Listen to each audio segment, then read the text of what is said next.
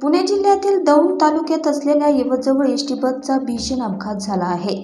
भरधाव वेगात जात असलेली बस झाडावर आदळल्याने अपघात झाला आहे। पुणे सोलापूर रस्त्यावर यवतजवळ झालेल्या अपघातात जवळपास 30 प्रवासी जखमी झाले आहेत।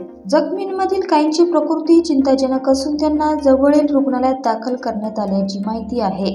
अपघात झालेली ही बस पंढरपूरहून मुंबईकडे जाण्यासाठी निघाली होती, मात्र पुणे जिल्ह्यातील यवतजवळ असलेल्या सहजपूर गावच्या हद्दीत या बसला अपघात झाला।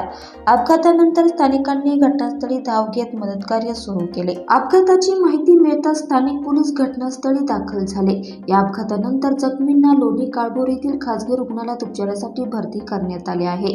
चालकाचे बसवरील नियंत्रण सुटल्याने हा अपघात घडला असल्याची प्राथमिक माहिती आहे। मात्र झाडावर आदळलेल्या बसचा फोटो पाहिल्यानंतर अपघाताची तीव्रता लक्षात येते।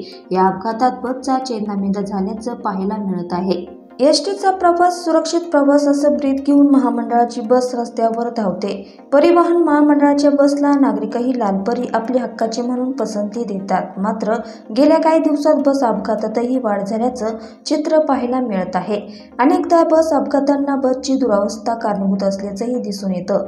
पावसाळ्यात चक्क बसच्या टपामधून पाणी गळत असल्याचे व्हिडिओ समोर आले आहेत। त्यामुळे रस्त्यावर धावणाऱ्या बसची आणि बसमधून प्रवास करणाऱ्या प्रवाशांच्या सुरक्षतेचा मुद्दा या निमित्ताने पुढे आला आहे।